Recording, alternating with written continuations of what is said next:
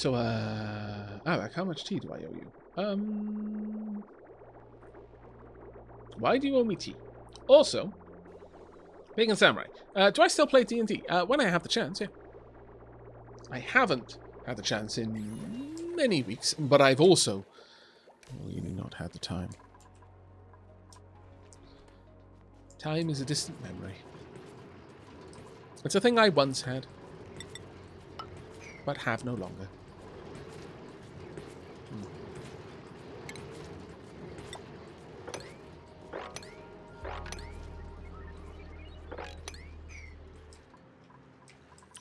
I think it's time for us to build another hatch ranch.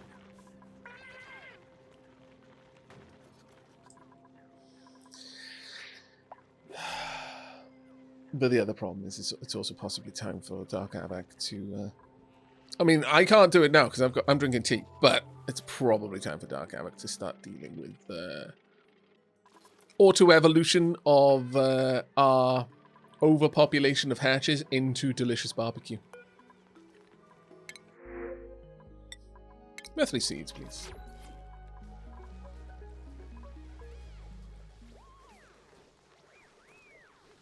I did reactivate petroleum production. Yes, it is very, very good. I've currently got it set so that the petroleum production will only kick in when energy reserves drop below 60% and will turn off at 75%, whereas natural gas production will kick in at 70% and turn off at 85%. I may increase that up to 90%.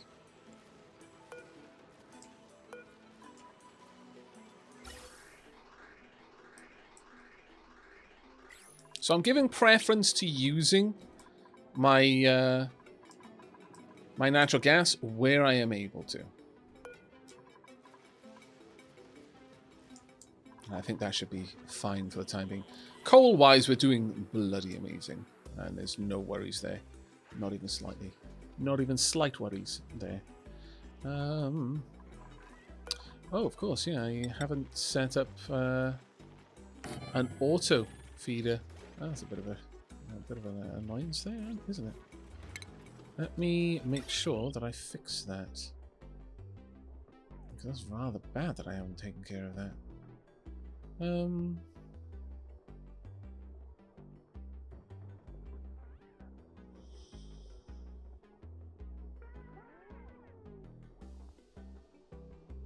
Well, I could have a spine going all the way down and then hooking up down here, but I could equally just have power drawn off this one.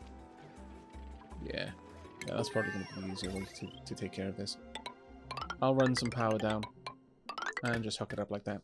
This way the hatches will always be auto-fed. Special machine is done. Now, it's going to take us a while because I need this to fill up before I can run any liquid out to my bristle blossoms and indeed any liquid out to my recreation room. But I wouldn't mind setting up the glass now if I could. Now, in terms of the liquids that I have available that would be able to tolerate intense heat the best, oil is probably one of them. When it gets to 399 degrees, it becomes petroleum. And petroleum, well, but petroleum at 538 degrees becomes sour gas. Now, sour gas, when you drop it to minus 161 degrees, becomes methane. And methane, when it actually does it become a gas at that same temperature? So yeah, you liquefy sour gas and it becomes natural gas. Very an interesting one.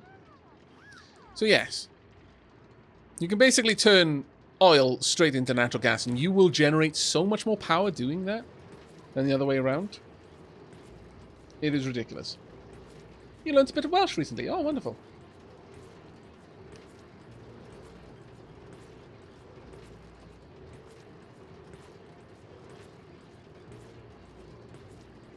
Hey, Jensen, thank you very much for the 57 months. Diolch yn fawr, mate.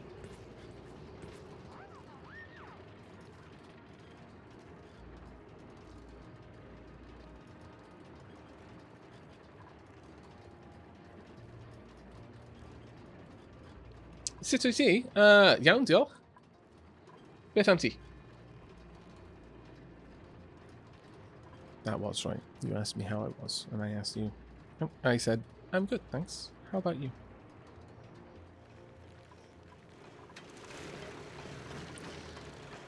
We have got a big, chunky supply of petroleum there. Wow. Why is this not moving in? Why is it not going all the way? Oh. Rightio. We need to fix that then. And we need to delete this. An annoyance, but okay.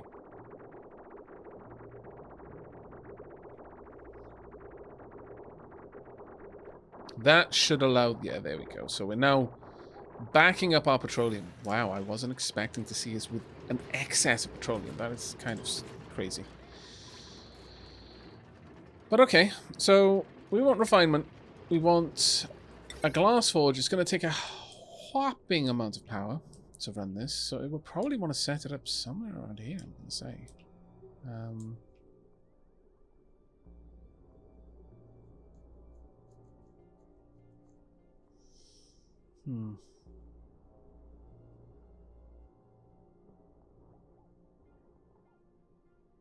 It produces a lot of heat, but it's the molten glass that in particular that's the concerning point. I wonder if I could just dump it into this.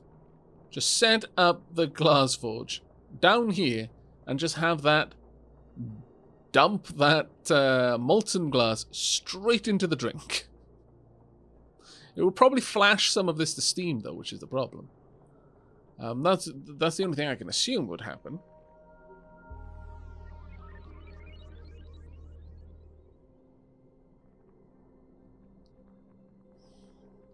That being said, I wonder.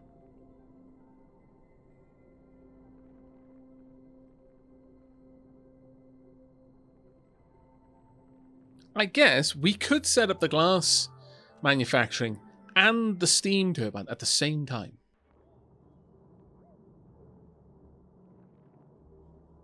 It wouldn't matter if the molten glass flashed any of the liquid in the steam room into steam, because that's the whole point. We want it to be steam.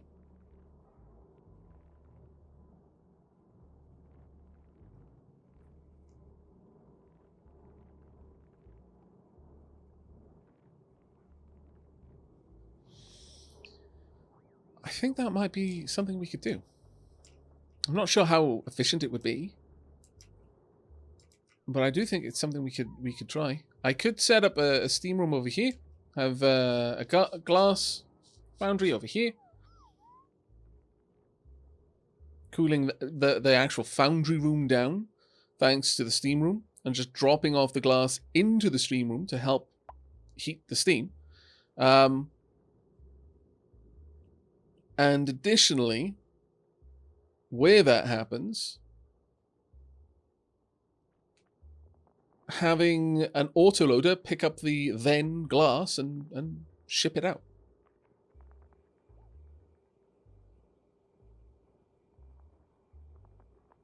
Yeah, we're after the glass once it stops being molten. I guess... Well, let's have a look then. So, a steam turbine, first and foremost. We're going to need to isolate this room because it's going to get reasonably hot. Now, I don't know how many of these we want to build in the same space. So let's pause things down. Now, I don't often play around with steam. Well, I do a little bit, but I don't do it enough. Let's say we want to insulate the room.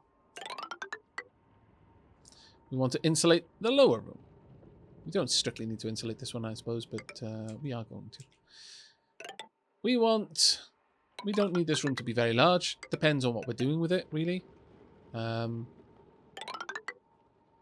Over here, we can have our glass foundry. We can do a lot of things with this, if we particularly want to.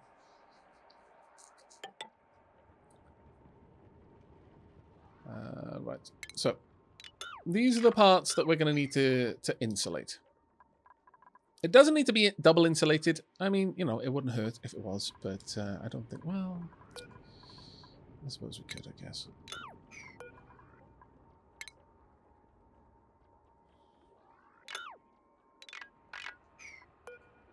I want granite down around here. Actually, no, we don't want granite. We would literally want double insulation. This is one of the times where we would want to. We definitely don't want to remove heat from in here by having granite to run around. But at the top we do because we want to cool the room that the steam turbine is in.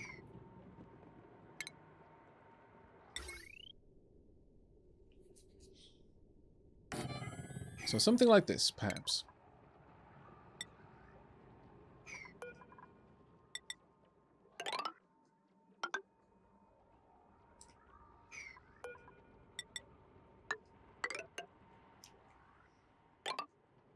Right. Now, I want to... well, I guess we can have the room just be very small, but that doesn't sit as well with me. I would rather have this shifted down a little bit in order to accommodate the larger structure.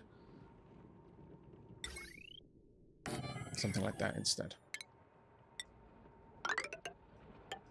And we can have the doors and the sides, and it'll look nice. Something like this. There we go. We'll move the whole structure down, though.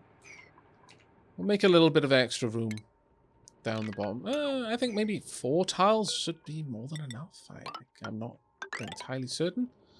We'll see. So, we could have something like this, for example. That would be our steam room. If we really wanted to, 1, 2, 3, 4, we could drop it all the way down if we absolutely wanted to, and have that double thick down there, because this is where we're going to be containing the steam, the actual heat.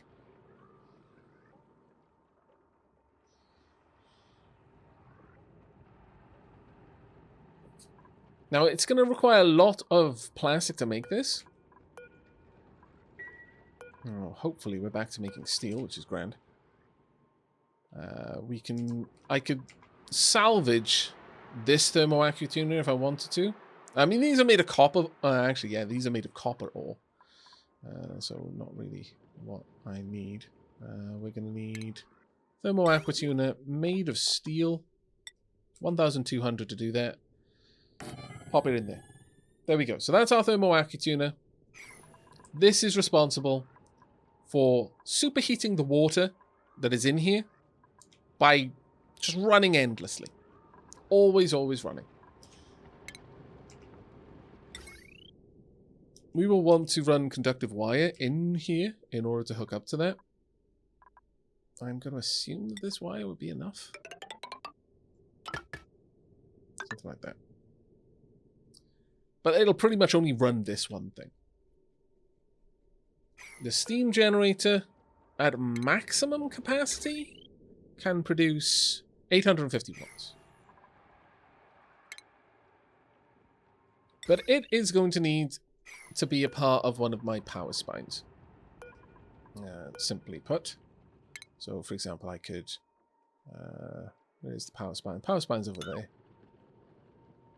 Pretty much I want the steam turbine running whenever it needs to run. The steam turbine should never not run. If it's needed for processing steam, because really what I'm building this for is not to generate power, I'm building it to cool down steam back into water. Thereby, and I'll spend more power on this, but it'll delete heat. So you put in steam at about 120 degrees, you get out water at 90 degrees. That is why I want this setup. use that there. Then just hook this up down here. There we go. And that can be connected back up to the power spine. This will hook up somewhere. We could probably have it hook up on this side, actually. It would probably be a little bit more convenient for us.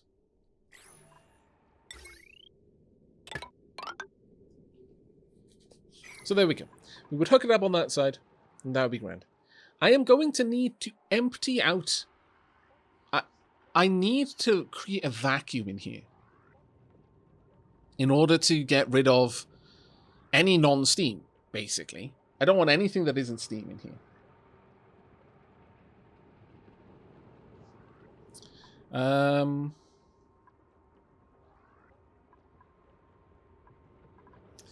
I would want a... Well, honestly, if I use a steel pump, I can just clean it out. But likewise, if I had a... Well, no, I couldn't use a small pump because the small pump will be made of plastic, and plastic will just melt. It's that simple. I don't realistically need this to be particularly good at what it's going to do. I can make it out of ceramic, but I'm not going to. Igneous rock is fine. All I need is to clean out the room once.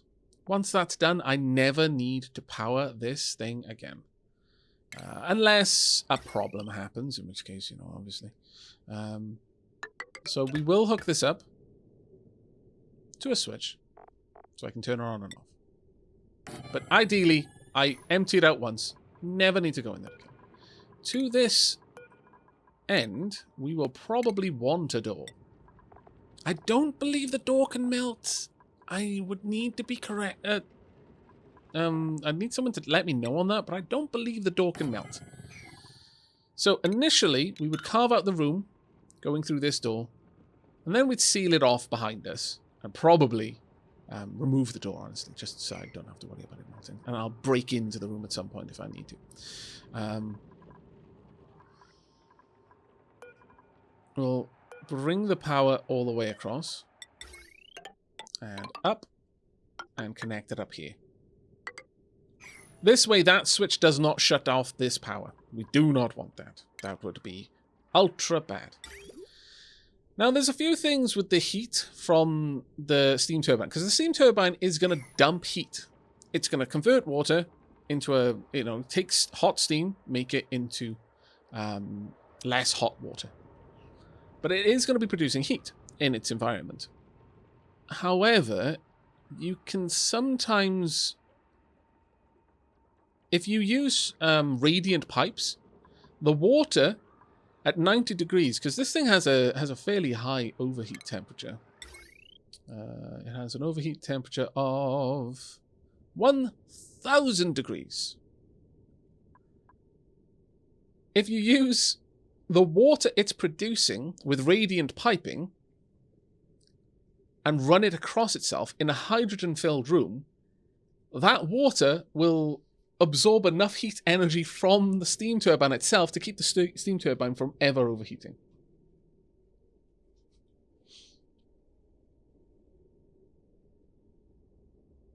So, you can do it that way.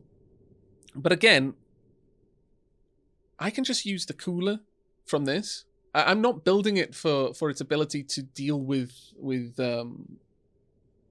to generate power. I'm building it to help me control heat. And that's ultimately what I want in here. Now, what I'm not sure about... This is basically then a functioning system. I would have to do the same thing with my piping as I normally do. That is, bring in some sort of warm liquid. I don't have enough ceramic to do that. Ceramic's expensive to make. But let's just grab igneous rock. That should be fine. I'd have warm liquid come in. I would have a liquid thermosensor right here, checking for the temperature of that. I don't think I'm going to need the sensor to be made out of Out of anything in particular, I think it'll melt at the melting point of copper, which is well above the melting, the evaporation point of water, so we should be fine. Similarly, on the wires. So if this is above a certain temperature, this turns on. If it is not above that temperature, it does not. It's that simple. And in that case, you can just have it drop down and exit out like that. And as a result of that, you've got cold water out, warm water in, and it'll just circle around infinitely. Now, what I'm uncertain of is how to deal with the molten glass. This part I'm really uncertain of.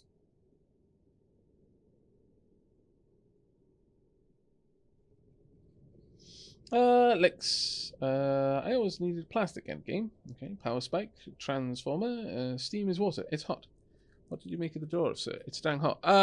It won't matter. The door is only made for a temporary access to the room, so I can core it out and then it'll be closed in. The door is, I think it's made of copper. But I only need that door so I can go in, core it all out, then I'll be replacing it with insulation, and then double insulation. So that won't be an issue. Faulted thrower. I'm building basically a heat deletion room for all intents and purposes. The steam we'll use the aqua tuner to cool a coolant medium, probably polluted water. Though at this point I could use petroleum because petroleum has a significantly better thermal profile. Let's head back to petroleum. There we go. Petroleum freezes at -57. So I could afford to really cool that petroleum. Like, super, super cool it. And Manu, thank you very much for the 17 months, mate. But thank you very much for the tips, though, Lynx. I do rely quite frequently on people catching me when I'm about to do something dumb. But, as I was saying, my concern is how do I deal with the molten glass? And specifically, will the molten glass end up just kind of running over my thermoaccutuner and melting it? That is not something I would like to know. So what I'm thinking is maybe I put a little lip in here, and then the liquid that I'm piping out, I could use tungsten to draw out some of the heat from this room if I really wanted to, but I'm probably just going to actively cool it through the thermoaccutuner, if I'm honest. So this could just come straight over there and straight down all the way and just, well, actually I'll put it there instead, and just drop off liquid here, and then it'll go either way. Now the thermoaccutuner will generally be fine even if there's no liquid at its base, because it's going to be bathed in steam. It'll be dumping its heat into the steam. How does one take glass out of the room? Well, the way we're going to do that, actually, I could just drop the water straight down here, and eventually it would evaporate. But I would want a huge amount of water in here initially. I think it's probably best to have the water dripping down there, and then it can go either way. But the way I would take the glass out of the room is I will be using ceramic pipes for that. Insulated ceramic pipes. Yeah, I need a lot more ceramic, though. Let's go ahead and tell you to make a whole heap of a lot more ceramic. Let's go for 50. Please and thank you. That will be delivered in and then deposited via liquid vent. Now, do liquid vents ever melt is the question I have. Maybe I should make it out of steel just to be sure. Yeah, because steel is so shockingly resilient to it. So we'll pop it there. But then we would have insulated ceramic tiles. leading out. This is the delivery method of bringing in the molten glass. It'll drop down there. Hopefully there will be a puddle of water that is accrued. And if not, eventually water will be there, which will cool it down.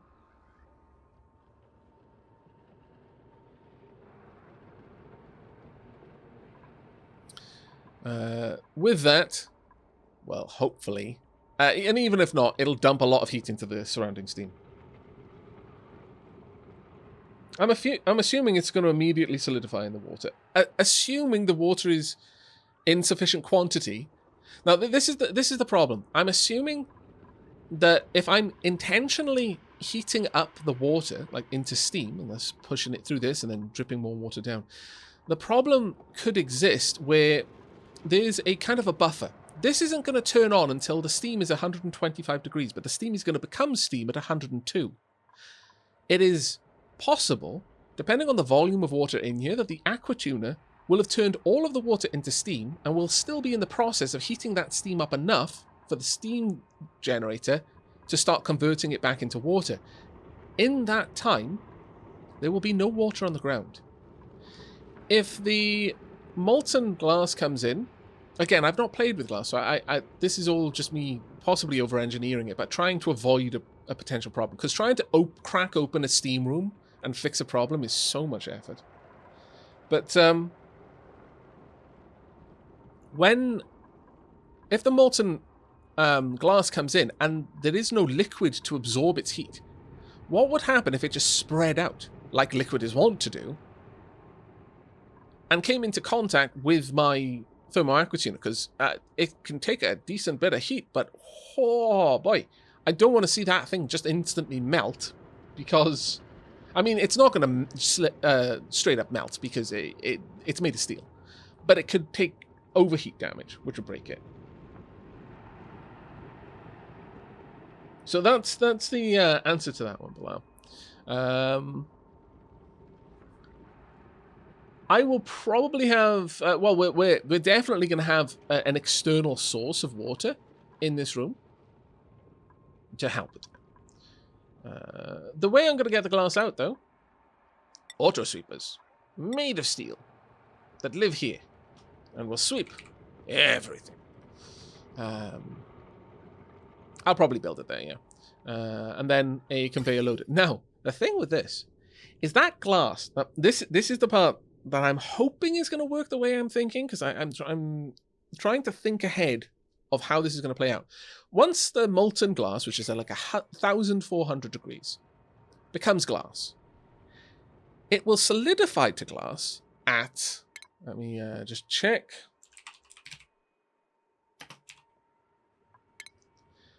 It's going to solidify to glass at 1,126. I don't want to just take that out. It's 1,000 degrees. I don't want to just be like, oh, I've got glass. Let me just hand that off to one of my dupes. It's like, oh, you're melting? Oh, I'm sorry. I didn't really think about that. No, I'm trying to think ahead. Trying not to scold my dupes when I'm like, yeah, here's your glass. It's still a bit warm. Just came out of the oven. I want to bleed off as much heat out of that glass as I possibly can. I don't want to get that out of this room until it's like down in the closer to the sort of temperatures that we're dealing with the steam, like maybe 100, 120, something like that. Now, obviously, I could just build the thing and just have it drop that straight down into this massive body of water.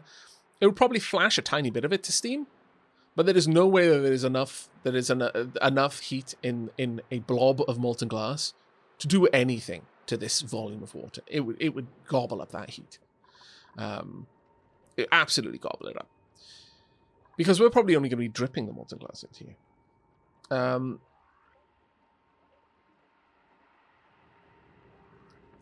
But, well, that's actually a good point. How much glass does it produce? Because I'm sat here thinking, because I've had a similar sort of system for a regolith delivery, where I basically have the regolith circling around in the steam room until it has dropped enough heat, and then I dump it out. But I'm possibly overthinking that, because if this is not producing enough glass, how much does it produce? You know what? I think perhaps I need to just see how much this makes before I try. So let's build a version of it. Regardless, though, we are going to want a steam room because this is a much more efficient way of dealing with heat than this. Much more efficient. But let's go ahead and build a glass forge. I could build it out of ceramic. You know what? Sure, I'm going to build a ceramic glass forge. It is going to be marvelous. Truly. We'll place it here.